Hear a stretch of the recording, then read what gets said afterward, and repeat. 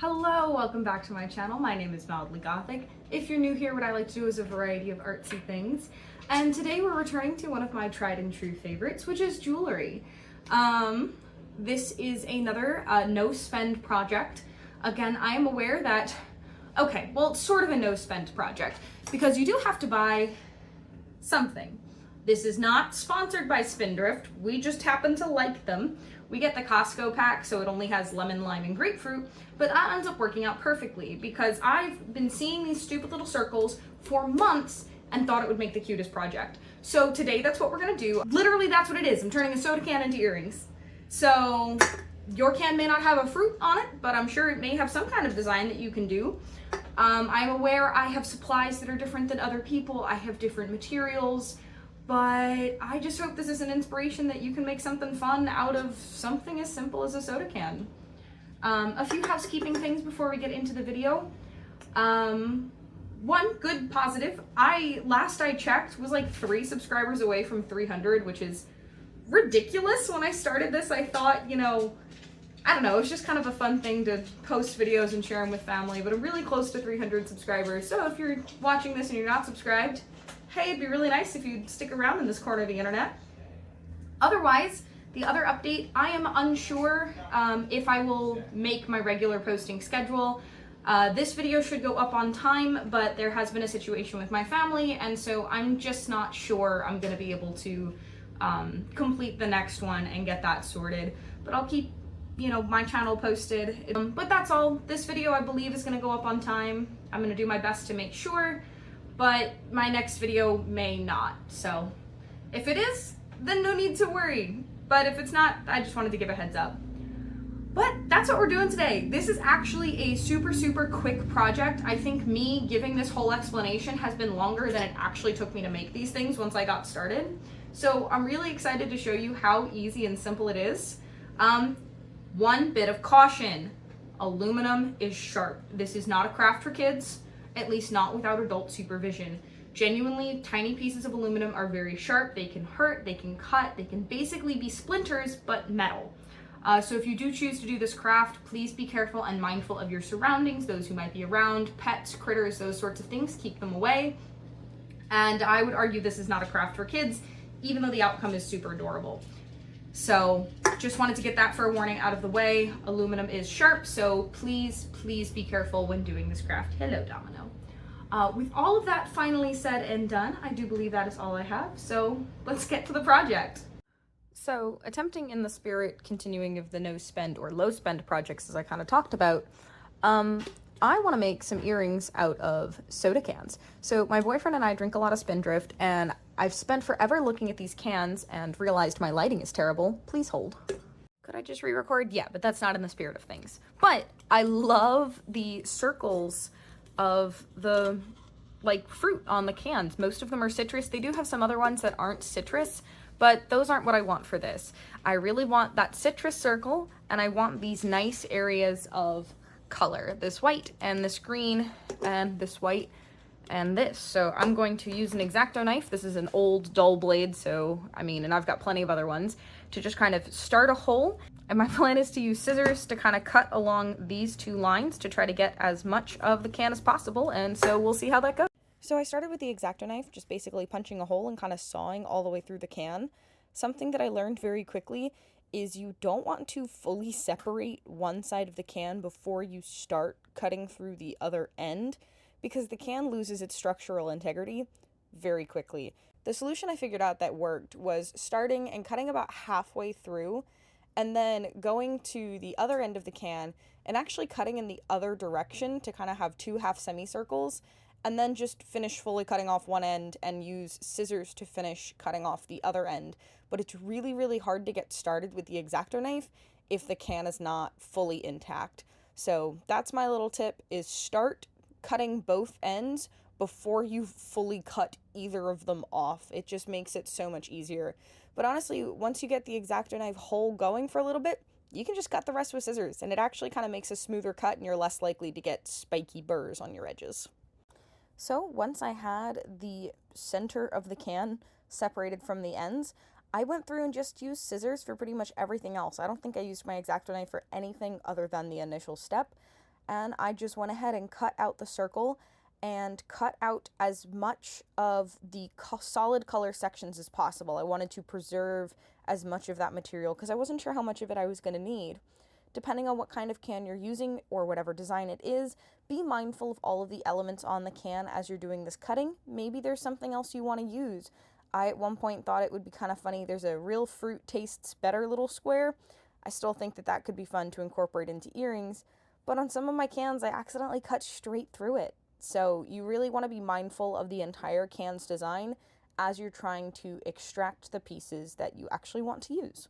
Once I had the color sides separated, I realized I probably would only want the colored sections and not the white sections of the can, so I just separated those in half. And the way that I cut out the teardrops was I initially cut long, long rectangles, and then used the scissors to basically get 2 teardrops per rectangle, being slow and methodical in how I made the cuts.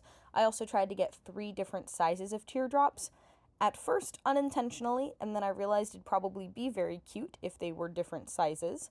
So I made small, medium, and large, and that's kind of in both height and width. Some of them were a little bit more bulbous, some were a little bit longer, but I tried to end up with at least 2 of whatever the shape was, and surprisingly, these sections of can that were colored seemed so small, but I actually got more teardrops than I needed out of them, so that was really fun because it meant that I had extras and backups without even having to cut up another can. So I'm gonna have to get a new background mat or, really scrub this one so it's not so dirty, but there's been a little bit of progress. And so I decided to cut out a lemon Spindrift can because I wanted to try something different. And so I've cut these ones into halves, and I've got these blue little teardrops, and I think I'm gonna do this first. I kind of played around with some different angles, and I think I like the upside down lemon wedge the best. So what's next is, well, how do I get holes in this thing? And I was panicking for a while until I remembered I have this leather hole punch, and it's literally just a spike. And so the nice thing is, I was worried about burrs, but when I punch the leather on one side, metal, it kind of creates the burrs. But if I just go through the exact same hole on the other side with the same force, it basically flattens the edge.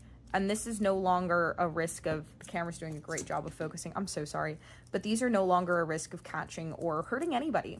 So I played around with the different sizes. These are all the sizes, and the middle one seems to fit this kind of jump ring, which I think is the one I want to use the best. I have some different sizes of stuff. We are going to be sticking with silver, even though I do think it's going to be leaning towards a dark silver. So I'm going to go ahead and I think try to start putting some of these, specifically these, I'm going to start putting holes, because my concern is, the reason I think I'm going to end up using large jump rings is because these are teardrops, I don't want to put the hole too close to the top of the metal.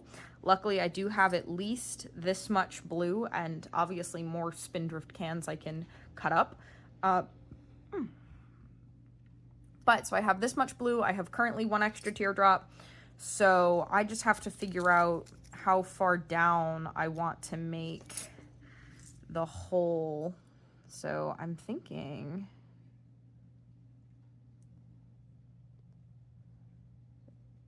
there is no measurement or science behind this. This is just me and a hole punch. Ooh, that might have been too much.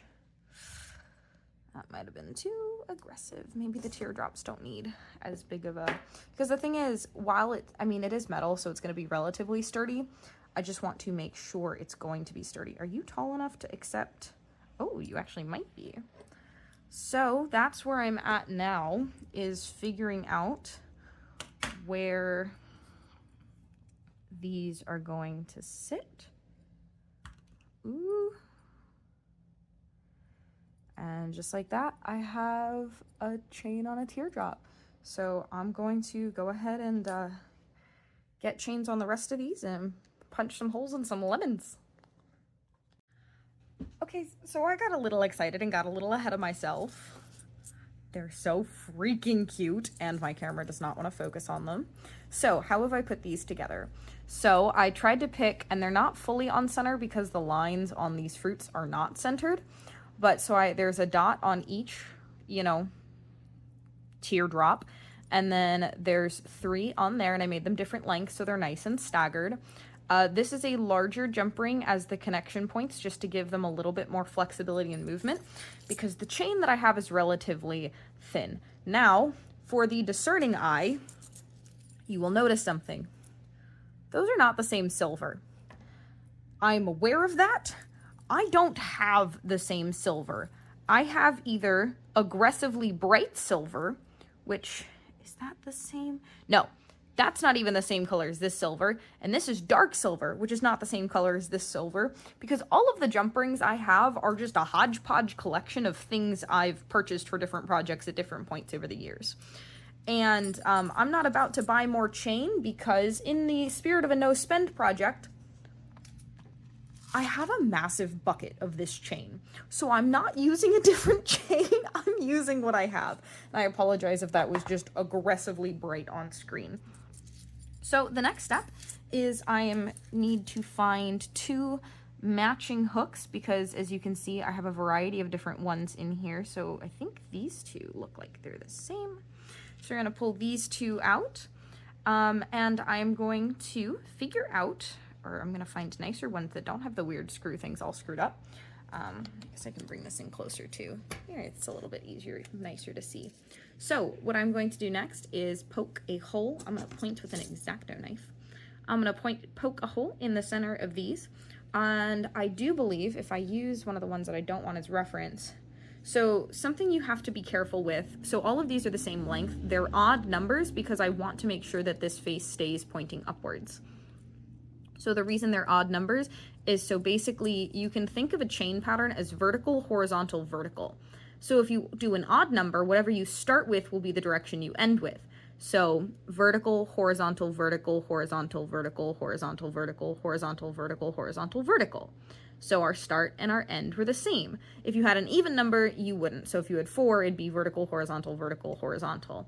And that means that your things are going to be 90 degrees off of each other. So that's just something when you're cutting chain lengths. So these middle chains are 5 links, these ones are 9 links, and then that is a 1 link. And obviously with the 2 on either end, 7 plus 2, 9, 9, I mean, it's always going to be an odd number. 9 plus 2, 11, 5 plus 2, 7, 3.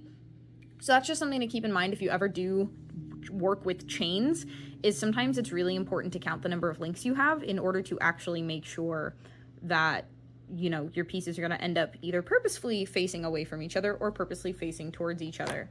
As I move my pliers aggressively on screen. So I'm going to go ahead and poke a hole there and figure out the chain situation. I don't think I want them to be too far down from the actual hook itself.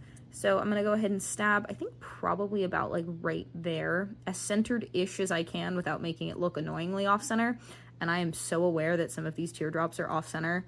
I tried so hard. It's just so small and it just shifted in my hands. But I'm really happy with how things are going so far, so I'm going to go ahead and punch that center hole. So, oh, that was not the reveal I wanted it to be. Well, you know, this channel is not perfection, and so I'm going to leave it in. But here they are. I will get some footage of me wearing them, maybe. They're so stinking cute.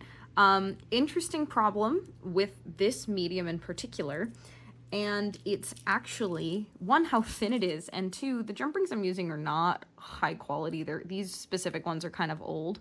So jump rings have an opening that my camera doesn't want to focus on. Jump rings have an opening, and you don't open jump rings by prying it apart. You open jump rings, so you grab one side of the jump ring, grab the other, and you twist. And typically the way you twist is dependent on whether you are right or left hand dominant. Don't remember which one's better for which, but it's about like the ease of scooping other hooks up with the open one. Because if you open it the other way, if you pull the 2 ends away from each other, and I'm willing to sacrifice a jump ring for the purpose of this demonstration, if you do this and just force, hi camera, and force it open, You will never get this to be a circle again. You have a really cool C shape, you will never get this to be a circle again. So, but even when you open and close jump rings properly, sometimes there can be a little bit of a gap, or, you know, they can be a little bit off kilter, and two jump rings that are slightly off can actually slide past each other. And these jump rings, because the ends aren't fully flat, actually, I picked these earrings up earlier, and this lemon just fell completely off. So I do think these are going to be personal. I'm not selling these or anything, so I'm going to probably just use the smallest touch of super glue on these jump rings, just to kind of like make sure that the jump rings connecting anywhere to the lemon and the raindrops are not going to open, because I would really like them to not. But I mean, these are so stinking cute. I think they're like perfect for summer. I don't have anything like these. They're absolutely adorable. Would you buy something like this? Let me know. So what I'm gonna do next, because I do realize this is gonna be a much shorter video, I think, in comparison to like literally anything else that I've done, but I just wanted to do like a little fun project, because I think those are, well, fun. So I was messing around with some different styles. And since I also have these cut out, and I think I like the look of the halves, I'm going to cut both of these in half, and I'm going to do one where the semicircles are facing down with the then drops, and then I'm also going to do it with them angled. So at the end, I'm going to have 3 different pairs of citrus earrings, which arguably then I could mix and match, even if they're different like directions, which I think could be super cute. So I think I'm going to do the lime wedge with the semicircle facing, I guess, the semicircle side up and the flat side down. So basically this lemon, but just flipped. And then I'll do the grapefruit one with them at an angle. So I'm gonna go ahead. I mean, I can show you. Let's just take a pair of scissors. So I tried to pick the straightest angle, which looks like it's this line, and then just cut it like that. It is still wild to me that scissors cut through this like so well. So there's that one cut in half. Does this one have as clean of a, yeah, it looks like, I think all of these are the same citrus design. They're just printed. No, actually, I take that back. This one has more sections, which I think is true of a grapefruit, because look, those ones only have 8, and this one has, because if I was about to cut it here, this side is 5 and that one is 4, so technically this one has 9 sections. I don't know if that's accurate to the fruit, but that's a nice detail if it is. And that one wasn't perfect, so we're gonna just trim a little extra off this one right there. And so that's the other concern with this project I've probably already mentioned. The big scraps of metal honestly are fine. These little ones that my camera refuses to focus on, these little ones are the problem. So if you are working in a space that has any animals or anything like that, definitely keep this to a confined work area. I've been wiping down with a wet paper towel like very consistently and making sure that I cut slowly and consistently so that pieces just don't go flying everywhere. Specifically with the hole punch, even if you brush those burrs off, you now just have them. So you want to make sure that when you brush those burrs off, you are like placing them immediately onto a wet paper towel or something, and that you're not just brushing them into the air. Because I'm pretty sure you and your creatures within your home probably don't want to step on it. Animals and potentially kids included. Also, I'm surprised, like, these corners are sharp, but I don't think they're dangerous in any way, shape, or form. I was actually initially concerned about the sharpness of the aluminum, but that doesn't seem to be a problem.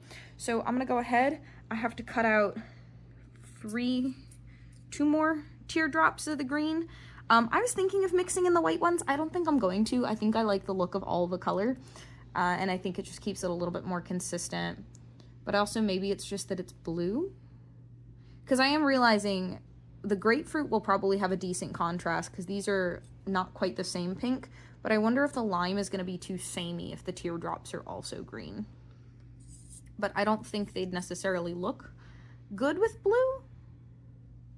I'm going to have to mess around with the teardrops. Luckily, I've got plenty of cans and scraps that I can mess with. So we will see, because I do want to maintain a contrast that is not being shown super well by the lighting setup. This is a hodgepodge of a video. I'm so sorry. If you're subscribed to me, thank you. We're just, you know, sometimes life is stressful and you just want to do little projects. So we're just doing some little projects as I just continuously try to bend an aluminum can to be straight. This is a rambly video. Hopefully editing me is having fun. But I'm going to figure out my color contrast with my teardrops, poke some holes in some metal, and make some more earrings. Please forgive how absolutely atrocious and frizzy my hair is, but I just wanted to show off the earrings. They make a really cute little jingly sound. These are obviously the little grapefruits, and I think they're kind of just absolutely adorable. They've got a lot of fun character, and I think these are kind of the best thing that I've made for summer. So let me know what you think in the comments down below. Which fruit was your favorite? Which citrus was your favorite? Whether you liked the lemon limes, the grapefruit. Let me know what you think about the teardrops being monochromatic versus duochromatic and having some different colors in there. Any and all of your thoughts and opinions, I'd love to hear in the comments down below. If you got to this point in the video, thank you so much for watching. I sincerely appreciate it. You might as well hit the subscribe button, like this video, tell YouTube you want to return to this corner of the internet. And with all of that said, I will see you in the next one.